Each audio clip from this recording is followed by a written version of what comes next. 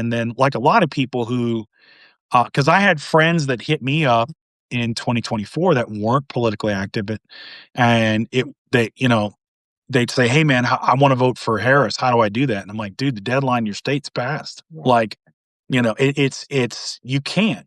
And so that's what's going to happen is you're going to have a lot of people showing up like, "Oh, well, I voted in the presidential election, so I should be good to vote in this." And their mail-in ballot's not going to get counted, or they're going to show up to the poll and they're going to say, "Yeah, I'm sorry, that ID it's not valid because it doesn't, match Yeah. There's going to be a match lot. this." And, And you're going to have go ahead. I'm a small town, so I don't experience lines. But I feel for people who do. Imagine you're just getting out of work.